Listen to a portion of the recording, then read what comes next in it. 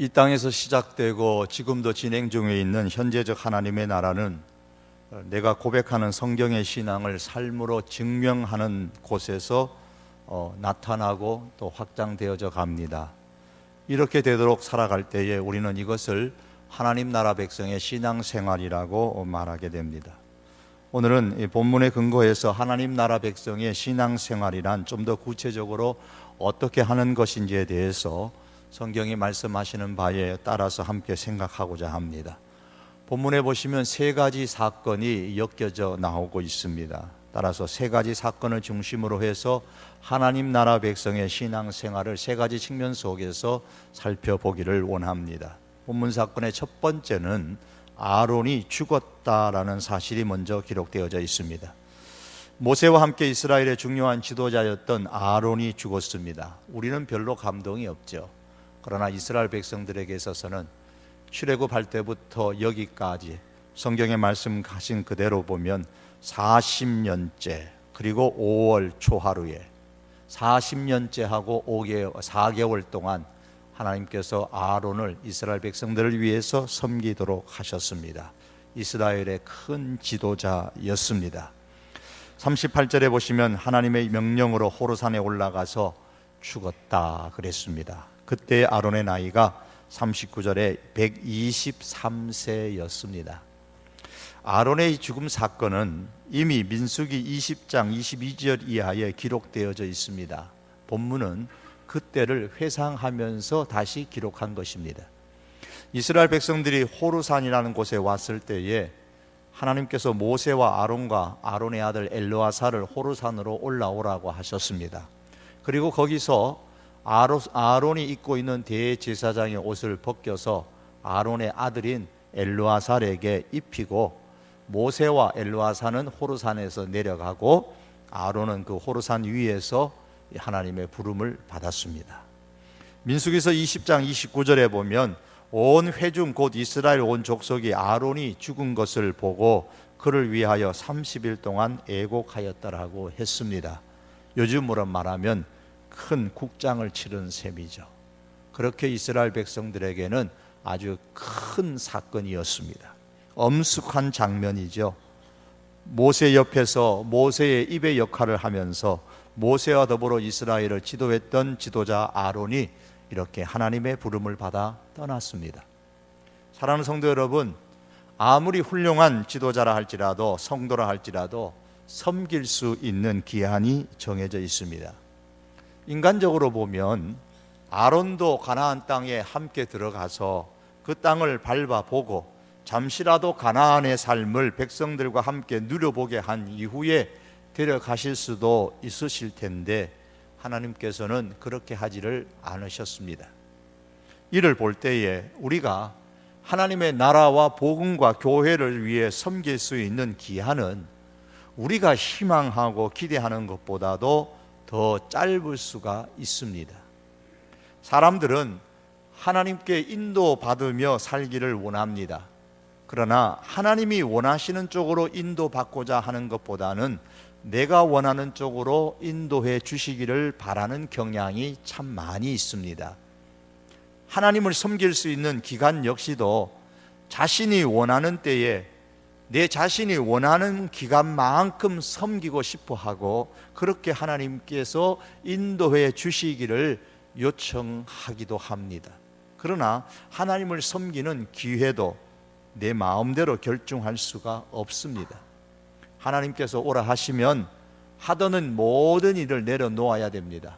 아무리 긴박하고 중요한 일이라고 할지라도 다 내려놓고 떠나야 합니다.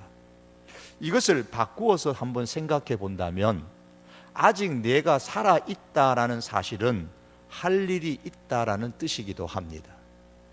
하나님 나라와 복음과 교회를 위해 일할 수 있는 기한이 아직 끝나지 않았다는 부정할 수 없는, 부인할 수 없는 증거는 아직 내게 생명이 있다는 겁니다. 아무리 교회가 70년 정년이라는 어쩔 수 없는 인간의 이 방법들을 만들어 적용할지라도 하나님의 사람으로서 하나님 나라와 복음과 교회를 위해 섬기는 이 일은 70년의 정년이 되었다고 해서 그만둘 일이 아닙니다. 내게 섬길 수 있는 생명을 주셨을 때에 하나님 나라와 복음과 교회를 위해 무엇을 할 것인가를 우리는 생각하고 실천을 해야만 합니다. 저희 교회 부목사님께서 다른 교회에 은퇴하신 어느 분에 대해서 말씀을 하시는 것을 지난 주간에 개인적으로 또 여러 교육자들과 함께 들었습니다.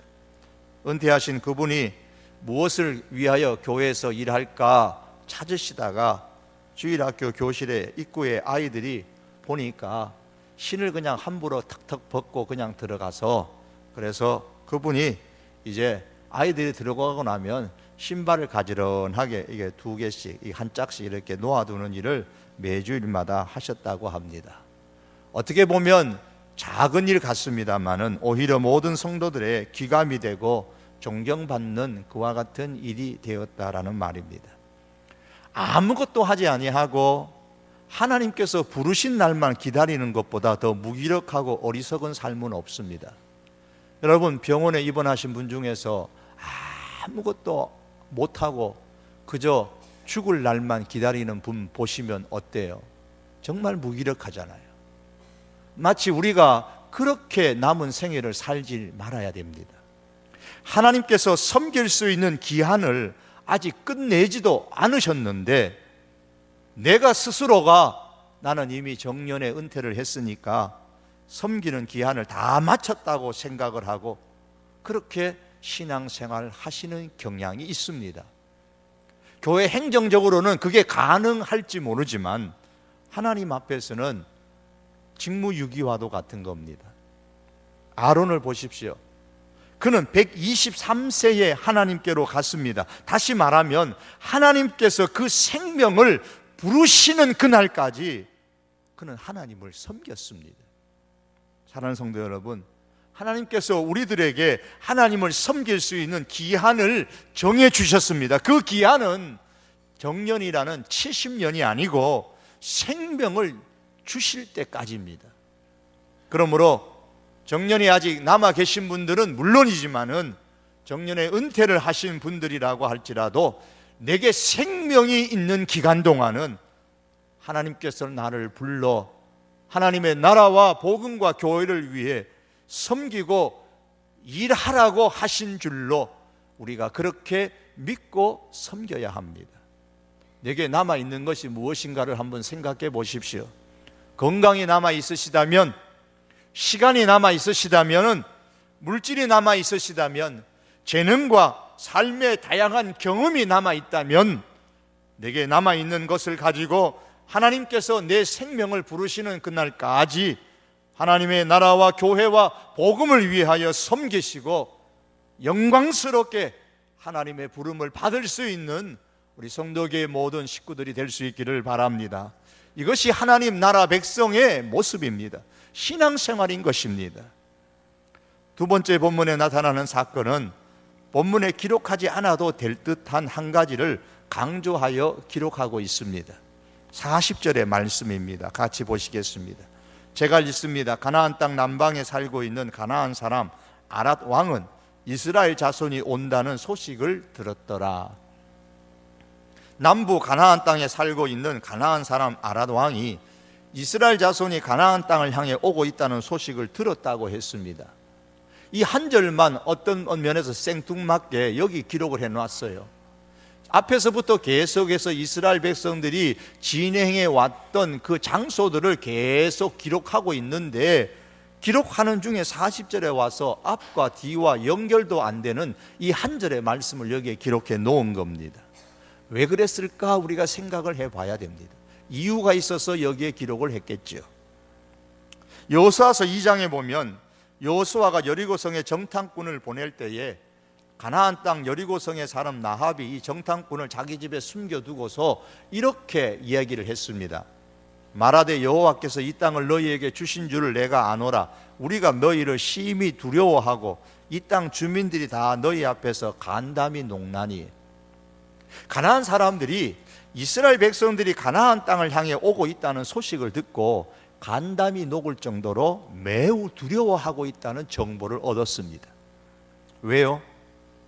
여호수아서 2장 10절에 보면 이스라엘이 애굽에서 나올 때에 일어났던 그 일, 홍해를 건널 때에 일어났던 그 일, 또 최근에는 아모리 사람의 두 왕 시혼과 옥과의 전쟁에서 이스라엘이 승리한 그 일들을 가나안 사람들이 다 들었기 때문입니다.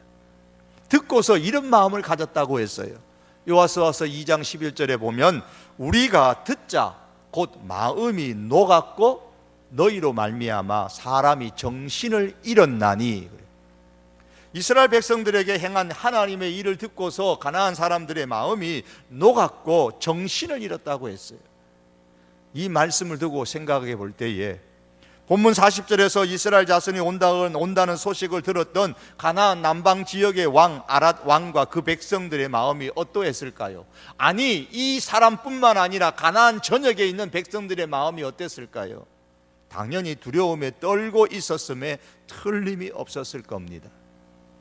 성경은 가나안 사람들이 이스라엘 사람들이 오고 있다는 이 소식을 들었다라고 한 이후에 41절에서 49절까지 계속해서 이스라엘 백성이 가나안 땅으로 지금 오고 있는 과정을 지금 기록하고 있습니다. 한 걸음 한 걸음 점점 더 가나안 땅을 향해서 오고 있습니다. 마침내 요단 강가 모압 평지에까지 와서 진을 쳤다고 했습니다. 그리고 49절에서는 모압 평지에 주둔한 이스라엘의 진영이 베저시못에서부터 아셀 시띠메까지 이르렀다 그랬습니다. 약 한 7, 8km가 되는 거리입니다.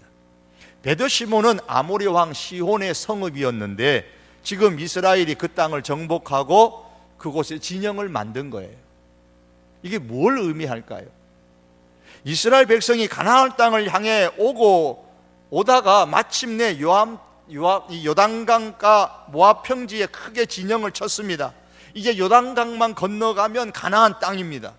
가나안 사람들이 안 그래도 애국과 홍해와 아모리 왕들에게 행한 일로 인해서 두려워 떨고 간담이 녹고 정신을 잃고 있는 상황인데, 그런 상황에서 이스라엘 사람들은 점점 가까이 오고 있으니 얼마나 두려움에 떨고 있었겠습니까? 이스라엘이 점점 가나안 땅으로 올수록 가나안 사람들은 왕으로부터 백성에 이르기까지 두려움에 떨고 있었습니다. 그런데 중요한 것은 이 사실을 이스라엘 백성들은 모르고 있었다는 겁니다. 가나안 사람들이 얼마나 자기들로 인하여 두려워하고 있다는 것을 모르고 있었다는 거예요. 오히려 그 반대로 저 가나안 사람들 때문에 이스라엘 백성들이 두려워한 거예요. 얼마나 어처구니 없는 일입니까? 사랑하는 성도 여러분, 이와 같은 오늘 본문의 말씀을 보면서 우리의 마음에 꼭 확신하고 돌아가야 될 내용이 있습니다. 세상은 하나님의 사람들을 두려워하고 무서워하고 있다는 사실입니다. 겉으로는 교회를 비난하고 욕하고 있지만 교회가 세상을 정복할까 봐 두려워하고 있습니다. 사단은 예수 그리스도의 십자가와 복음을 두려워합니다. 여러분, 개가 겁이 나면 개가 어떻게 하죠? 짖습니다. 사람을 보고 막 짖어요. 짖으면서 꼬리를 내리고 도망갑니다. 왜 짖어요? 옆에 있는 사람이 두렵기 때문입니다. 안 두려우면 안 짖어요. 살랑살랑 꼬리 흔들며 다가오지. 옆에 있는 사람이 두려우면 두려울수록 짖는 겁니다. 사람도 서로 싸울 때에 겁나는 사람이 목소리가 더 큽니다. 그래서 겁나는 사람이 목소리가 크고 말이 험합니다. 두려움이 없는 사람은 목소리를 크게 높일 필요가 없어요. 이 세상이 하나님의 나라로 바뀌어가고 있는 것을 세상이 더 두려워합니다. 그래서 세상이 교회를 향하여 더 크게 소리를 합니다. 그런데 교회는, 성도인 우리들은 오히려 이 사실을 알지 못하고 세상을 두려워합니다. 세상의 비난과 세상이 교회를 욕하는 현실을 보면서 겁내고 있습니다. 당당하게 세상 속에서 살아가지 못하고 세상의 언론과 세상의 모든 내 주변의 사람들이 교회를 욕하고 비난하니까 기가 죽어서 어깨를 축 내린 채 세상 속에서 자신이 예수님을 믿는 그리스도인인 것을 감히 당당하게 나타내지 못하고 세상 속에서 숨어서 살고 있습니다. 세상이 교회를 욕하는 이유들이 있고, 또한 그 이유 중에서도 당연한 또 이유가 옳은 것도 있는 것도 사실입니다. 그러나 이 모든 것을 두고 볼 때에 세상은 교회를 겁내고 있기 때문에 욕하고 비난하는 것입니다. 사랑하는 성도 여러분, 우리는 그러지 말아야 됩니다. 두려워해야 할 주체는 이스라엘 백성이 아니라 가나안 사람인 것을 오늘 성경이 말씀합니다. 두려워해야 할 주체는 교회와 우리 성도들이 아니라 세상입니다. 우리들에게는 천지의 주인이신 하나님이 계시고, 우리를 위해서 십자가에 피 흘려 돌아가시고 구원해 주시고 부활하시고 승천하시고 지금도 우리를 위해서 기도하시는 예수님이 계시고, 세상을 변화시키는 능력이 담긴 복음이 우리에게 있습니다. 이 사실을 확신하고 이것을 붙잡고 세상을 두려워하지 말고 당당하게 세상 속에서 하나님의 사람으로서의 우리 자신을 드러내고 하나님의 사람의 제대로 된 삶을 나타내면서 살아갈 수 있기를 바랍니다. 이것이 하나님 나라 백성의 신앙생활의 모습입니다. 마지막 세 번째의 사건은 50절에서 56절의 말씀인데, 여기에는 이스라엘이 가나안 땅에 들어가서 무엇을 해야 할 것인가에 관하여 하나님께서 말씀해 주신 세 가지의 내용이 나옵니다. 가나안 땅에 가서 할 일은 이런 겁니다. 그 땅 거민을 다 몰아내어야 한다. 52절에 그 땅의 원주민을 너희 앞에서 다 몰아내라. 53절에 보시면 그 땅을 점령하여 거기 거주하라고 했습니다. 그렇게 해야만 하는 이유는 52절 하반절에서 우상 숭배 때문이라고 말합니다. 그래서 이스라엘 사람들이 가나안 땅에 들어가서 해야 할 두 번째 일은 우상을 다 멸하는 겁니다. 52절 하반절에 그 새긴 석상과 부어 만든 우상을 다 깨트리며 산당을 다 헐라 그랬습니다. 이 말씀대로 한다고 해서 오늘날 우리가 과거에 했던 것처럼 어떤 그 일부의 사람이 했던 것처럼 당구상을 무너뜨린다거나 절에 들어가서 부처상을 부서뜨린다거나 그랬으면 안 되죠. 오늘날 그렇게 하면 오히려 더 사회적인 물의를 일으킬 뿐만 아니라 하나님과 기독교는 세상으로부터 더 미움을 받게 될 것이고 복음의 길은 더 많이 막히게 될 것입니다. 그러므로 우리는 이 말씀을 잘 해석하고 올바로 적용할 수 있어야 됩니다. 이 말씀을 보면서 왜 하나님께서 가나안 땅에서 모든 우상을 다 멸하라고 하셨는지 그러한 하나님의 마음을 바로 이해할 수 있어야 됩니다. 가나안 사람을 다 쫓아내고 가나안 땅에서 우상을 다 부서뜨리라고 하신 이유는 이스라엘 백성들이 가나안 땅에서 하나님을 제대로 섬기며 살아가는 데 있어서 그러한 일들이 방해가 되기 때문입니다. 우상이라는 것은 하나님이 아닌 다른 것에다 하나님보다 더 높은 가치를 두고 있는 모든 것을 의미합니다. 그래서 단지 당군상이나 천하대장군, 천하여장군, 또한 부처나 무당이나 점치는 것만 우상이 아니라는 거예요. 우상숭배라는 것은 눈에 보이는 것에 따라서 살아가는 그 자체가 바로 우상숭배인 거예요. 애국과 광야에 살았던 그 지금까지의 이스라엘 백성들은 눈에 보이는 것 때문에 울었고 눈에 보이는 것 때문에 원망하며 살았습니다. 홍해 앞에서 홍해를 바라보고 뒤에서 애국 군사가 쫓아오는 것을 보고서 그것 보고서 울고 죽게 되었다고 원망했습니다. 먹을 것이 없는 광야를 바라보면서 먹을 것이 없다고 원망하고 또 물이 없는 곳을 바라보면서 물이 없다고 불평하고 울었습니다. 그러나 가나안 땅은 그러한 눈에 보이는 것으로 사는 나라가 아닙니다. 물론 눈에 보이는 것이 많지만 눈에 보이는 것으로 인하여 사는 땅이 아니라는 거예요. 오직 은혜로 사는 땅입니다. 그렇기 때문에 은혜로 사는 이스라엘이 되기 위해서는 하나님의 은혜를 모르고 보이는 세상의 것만을 의지했던 그 가나안 사람과 우상은 크나큰 방해거리였던 거예요. 그래서 다 없애라고 했던 겁니다. 사랑하는 성도 여러분, 성도는 하나님의 은혜 안에서 힘을 얻고 은혜 안에서 살아가는 사람들이요, 은혜에 의해서 은혜에 따라서 살아가는 사람들입니다. 그런데도 우리는 세상의 것이, 눈에 보이는 것이 나에게서 사라져버리면 금방이라도 죽을 듯이 땅이 꺼져라 한숨을 짓습니다.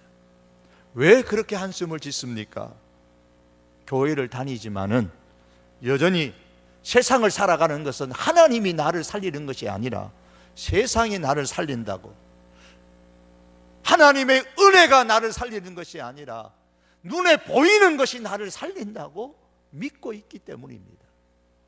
이렇게 우리들이 눈에 보이는 것에 둘러싸여서 거기에 따라 살아갈 때에 복음에 대해서는 우리는 희미하게 되고, 이 희미한 마음으로는 우리가 신앙생활을 제대로 할 수가 없습니다. 가나안 땅에 들어가서 이스라엘 백성들에게 해야 할 세 번째 일을 가르쳐 주셨는데, 그것은 제비뽑기를 통해 땅을 분배하라는 일입니다. 54절에 보면 너희의 가족을 따라서 그 땅을 제비 뽑아 나눌 것이니 수가 많으면 많은 기업을 주고 적으면 적은 기업을 주되 각기 제비 뽑힌 대로 그 소유가 될 것인즉 너희 12의 지파를 따라 기업을 얻을 것이니라. 하나님께서 이스라엘 백성의 가나안 땅을 기업으로 주시는 방법은 지파의 수에 따라서 공평하게 분배하시는 것이었습니다. 잘한 사람에게 많이 주고 못한 사람에게 적게 주는 방식이 아닙니다. 누구에게는 많고 적음이 없도록 숫자에 따라, 숫자의 많고 적음에 따라서 분배하도록 하셨습니다. 그리고 땅의 위치는 제비 뽑아서 결정했습니다. 제비를 뽑는다라는 말은 하나님께서 결정하셨다라는 뜻입니다. 그러므로 제비 뽑기를 통해 땅을 분배하라는 이 말씀은 그렇게 함으로 통해서 하나님께서 은혜로 주신 기업으로 만족하며 살라는 겁니다. 눈에 보이는 옆에 거 바라보면서, 옆사람 거 보면서 왜 저 지파는, 왜 저 사람은 우리보다 땅이 넓어? 왜 저 지파는 우리보다 땅이 비옥해? 이런 마음을 품지 말라는 거예요. 그런 마음을 품는다는 것은 눈에 보이는 것에 따라서 살고자 하기 때문에 생기는 마음들이에요. 그래서 거기에는 시기가 일어나고 다툼이 일어나고 경쟁이 일어나고 미움이 생기는 것이에요. 그렇게 하지 말라는 겁니다. 하나님의 은혜 의식에 의해 살지 아니하고 여전히 내 힘으로 내 세상을 만들려 하고 눈에 보이는 것에서 따라 살려는 이러한 우상 의식이 우리 마음에 도사리고 있으면 내 땅이 저 사람 땅보다 작은 것에 대해서 늘 불평합니다. 우리 지파의 땅이 다른 지파의 땅보다 비옥하지 못한 것에 대해서 시기와 다툼이 일어납니다. 사랑하는 성도 여러분, 하나님이 주신 그 은혜의 의식 가운데 사는 사람은 눈에 보이는 것에 가치를 두고 살지 않습니다. 옆에 사람이 얻은 것을 바라보면서 그것 때문에 시기하고 그것 때문에 미워하지 않습니다. 하나님께서 내게 주신 것을 바라보며 내게 주신 그 하나님의 은혜에 따라서 감사하며 사는 겁니다. 그러나 우상의식에 사로잡힌 사람은 아무리 공평하게 분배해 주어도, 아무리 많은 것을 주어도 불평, 불만해서 헤어날 수가 없습니다. 저 사람은 저렇게 좋은 것을 주셨으면서 왜 나는 주시지 않느냐고 하고 하나님이 불공평하다고 그렇게 여깁니다. 또 공평하게 나눠주면 뭐라고 할까요? 하나님, 나는 저 사람보다 열심히 했는데 왜 저 사람과 똑같이 주냐고 또 불평합니다. 하나님이 더 많이 주면 뭐라고 할까요? 하나님, 내가 열심히 한 것보다는 좀 적네요. 그러고 또 불평합니다. 여러분, 눈에 보이는 것에 따라가는 사람은, 이렇게 우상의식 속에 지배되어져서 살아가는 사람은 이렇게 무서운 결과들을 초래하게 되는 겁니다. 그래서 하나님은 55절과 56절을 통해서 다시 한번 우상숭배가 얼마나 무서운가, 우상의식 속에 살아가는 것이 얼마나 무서운가를 강조하고 있습니다. 55절 6절입니다. 너희가 만일 그 땅 거민을 너희 앞에서 몰아내지 아니하면 너희의 남겨둔 자가 너희의 눈에 가시와 너희의 옆구리에 찌르는 것이 되어 너희 거하는 땅에서 너희를 괴롭게 할 것이고 나도 그들에게 행하기로 생각한 것을 너희에게 행하리라. 이스라엘이 가나안 거민을 몰아내지 않고 우상을 부수지 아니하면 가나안 거민에게 행하기로 했던 것들을 이스라엘 백성들에게 할 것이고 그들이 이스라엘 백성을 찌르는 가시가 될 것이라고 했습니다. 그렇게 되지 않도록 우상 다 제거하라는 말씀이죠. 그런데 우상을 부숴야 할 이유는 우상이 우리로 하여금 시기하게 만들고 분쟁하게 만들고 원수 맺게 만들고 미워하게 만들어서 마침내 하나님의 기업을 받지 못하도록 방해하기 때문에 이 우상들을 제거하라고 하신 것이죠. 그런데 안타깝게도 이스라엘 백성들은 가나안 땅에 들어간 이후의 사건들을 보면 하나님의 말씀을 소홀히 여기고 우상들을 제거하지도 않고 이스라엘 그 가나안 원주민도 다 쫓아내지를 않았습니다. 그 결과 사사기서 말씀해 보면 그들이 이스라엘의 가시가 되었다고 말씀합니다. 또한 시편의 말씀해 보니까 이렇게 말씀합니다. 저희가 여호와의 명을 쫓지 아니하여 이족들을 멸하지 아니하고 열방과 섞여서 그 행위를 배우며 그 우상들을 섬김으로 그것이 저희에게 올무가 되었도다 그랬습니다. 여러분, 오늘날 내가 하나님보다 좋아하는 그것이 결국에는 나를 찌르는 가시가 된다고 하신 하나님의 말씀을 기억해야 됩니다. 하나님보다 더 좋아하는 게 무엇이 있습니까? 하나님보다 더 높은 가치에 두고 살아가고 있는 게 무엇입니까? 눈에 하나님보다 더 높이 두고 그 눈에 보이는 것에 따라 살아가고 있는 기준이 무엇입니까? 결국에는 내가 기준으로 삼고 있는 더 가치 있게 인정하고 있는 그것이 나를 찌르는 가시가 된다 그랬습니다. 가시가 된다는 말은 내 눈에 그것이 눈물 흐르게 만들고 그것이 나의 마음에 번민과 고통을 준다라는 것입니다. 내가 그토록 사랑했던 사람인데 그 사람이 나를 찔러서 눈물을 흘리게 하고 번민과 고통을 줍니다. 내가 그토록 아끼고 소중히 여긴 것들인데 그것이 오히려 나를 찌르는 가시가 되어서 나를 아프게 만듭니다. 누구를 탓할까요? 내가 우상의식에 사로잡혀서 하나님을 최고로 여기지 못했기 때문에 일어난 일들인데 누구를 탓하겠습니까? 그러므로 여러분, 가시가 내 옆에서 나를 찌르는 일이 생긴다면 그때는 내가 바른 성도가 되어야 되겠다고 정신을 차려야 할 때인 줄 알아야 됩니다. 내가 사랑했던, 너무나도 아꼈던 배우자인데 생각지도 않은 그 배우자가 나를 찌르는 가시로 변했을 때에 내가 그토록 귀하게 여겼던 자녀인데 얼마나 애지중지하며 키워선 자녀인데 그 자녀가 나를 번민하게 만들고 고통스럽게 만드는 가시가 되어졌을 때에 내가 그렇게 소중하게 여겼던 물질이 나를 슬프게 하고 눈물 나게 하고 고통스럽게 하고 아프게 하는 가시가 되어졌을 때에 여러분, 그때가 어떤 때라고요? 정신 차려야 될 때입니다. 가시가 되어 나를 찌를 때에 내가 하나님을 최고로 사랑하지 못했구나, 내가 하나님보다 더 사랑하는 것이 여기에 있었구나, 이 사실을 깨달아야 되고 내가 얼마나 믿음이 없는 사람이었는가를 우리가 인정해야만 합니다. 그것을 깨닫고 인정할 뿐만 아니라 다시 하나님을 최고로 여기는 믿음을 회복할 수 있는 기회로 삼을 수 있기를 바랍니다. 말씀을 맺겠습니다. 하나님을 섬길 수 있는 기한은 누구에게나 다 있습니다. 그 기한은 정년의 은퇴의 70년이 아니라 생명을 주실 때까지입니다. 하나님은 아론의 생명을 데리고 가실 때까지 아론으로 하여금 하나님을 섬기고 백성들을 섬기게 했습니다. 그러므로 생명이 있다는 것은 하나님께서 내게 하나님 나라와 교회와 복음을 위해 섬기라고 하신 하나님의 명령인 줄 알고 그 하나님의 명령에 따라 섬기는 하나님의 사람들이 될 수 있기를 바랍니다. 여러분, 세상을 두려워하지 마십시오. 오히려 우리가 바른 믿음을 가지고 세상을 살아간다면 세상은 오히려 교회를 두려워하고 성도들을, 우리들을 두려워할 것입니다. 그러므로 세상으로 인해서 여러분, 세상에 살아가는 동안 주눅들지 말고 당당하게 하나님의 사람으로서 제대로 된 믿음의 신앙생활의 삶을 나타내면서 살아가는 우리들이 될 수 있기를 원합니다.